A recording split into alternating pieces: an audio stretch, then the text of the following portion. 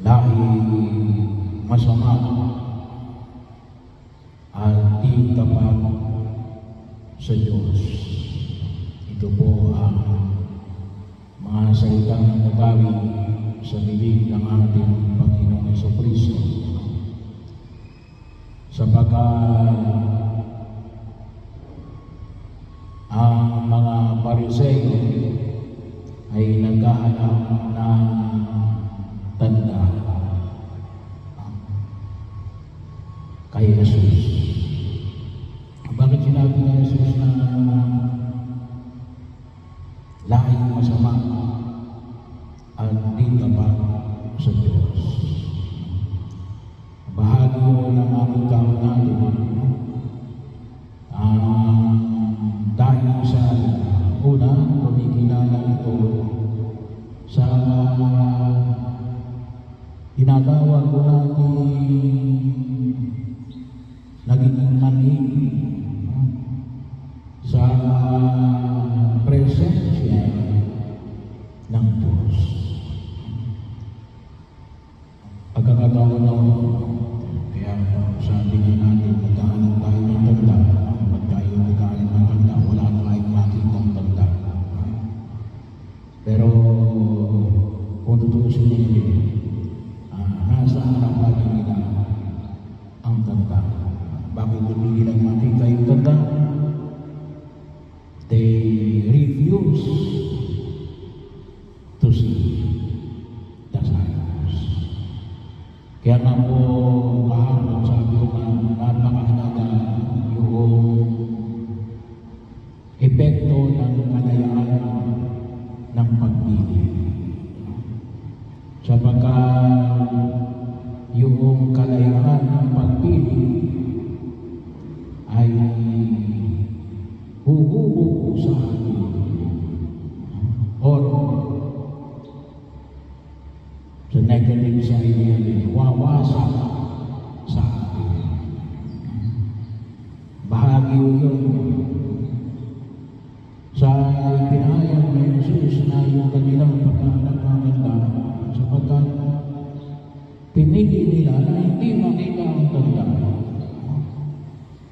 Kaya nga inanitulad ni Jesus yung kay Jonas. Ang saray na ng tibo kay Jonas, makita ko natin na alin.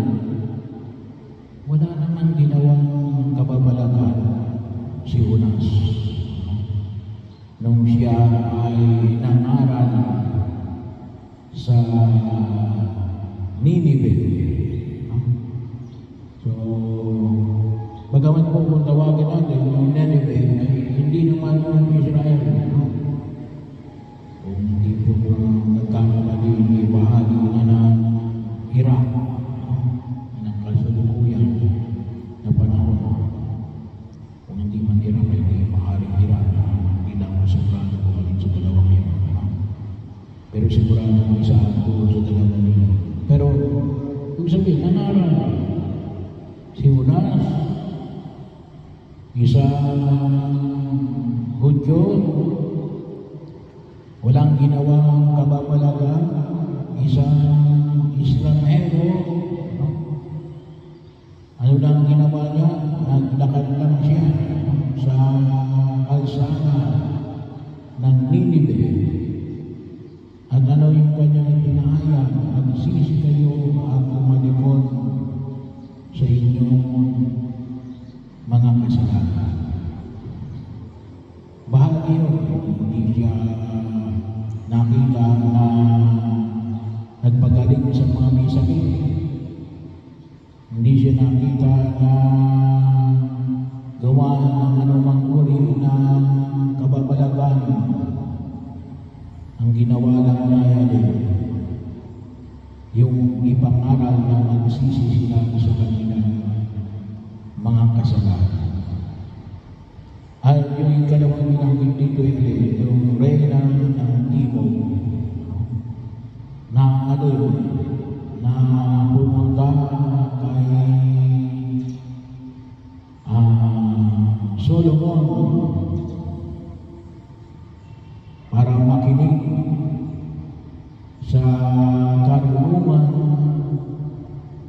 Solomon.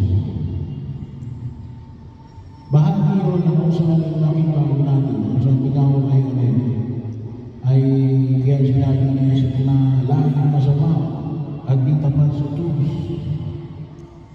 Kasi hindi nila nakita yung pagkilos ng Diyos kay Jesus. Samantalang sabi naman natin, pinaniniwalaan natin sa Jesus ay hindi ka namang persona ng pagka-Diyos. Ang Diyos na naging tao. Pagkakataon din na kung saan kapag nasanay tayo, nakatulad ng mga Pariseo, na yung ating mga pinipili ay hindi pagkilala sa Diyos, paari mong sabihin sa ating kung may kapal-malan, lahing masama at di tapat sa Diyos. Kasi yun ang naging bahagi ng kasanayan ng pagkilos. Yung hindi pagkilala sa presensya ng Diyos. Kasi nga kung talagang tayo ay tapat sa Diyos at tayo ay mga lahing nabuli, madali natin tawag na ng mga matatanda masalamat kung alin ang mabuti at kung alin ang masama, kung nasaan ang pagkilos ng Diyos o saan ang hindi pagkilos ng Diyos. So bahagi yun, kahit na walang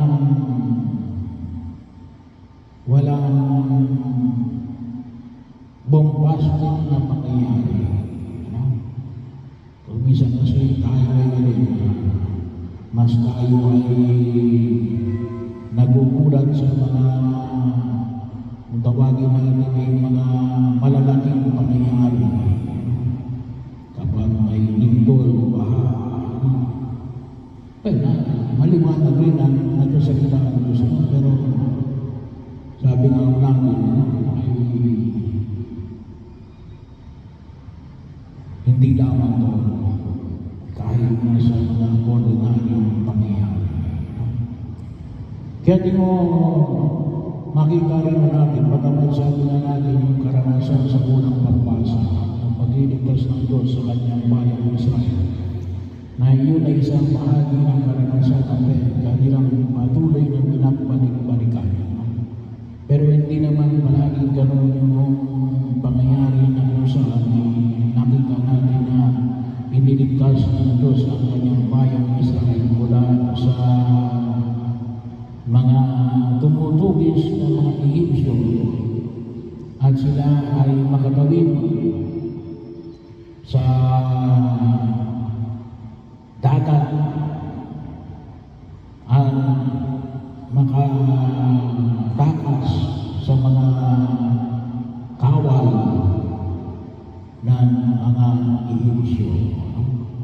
Kasi yun yung una nating pagbasa. Pero bahagi yun na nawa makita natin yung pagkilos ng Diyos sa pang-araw-araw nating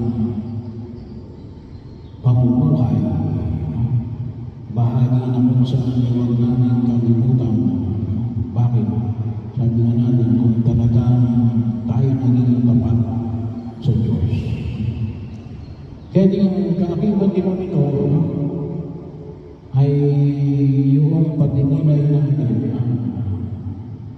Sabi nga natin ay maging bukas ang ating puso na makita ang pagkilos ng Diyos hindi naman sa mga extraordinaryong pagkilos. Ngunit kahit na ho sa mga ordinaryong pangyayari.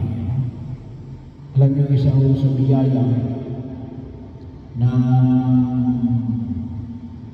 sabi nga ho natin ng pagkakatawang tao ng Diyos. Ang Diyos na naging tao. Incarnation. ay alin? Ay makita ng Diyos sa pagiging tao. Ano? Ang bigat nun, ano? Makita yung pagkilos ng Diyos. Kasi yun ang ating Diyos, ang Diyos na naging tao.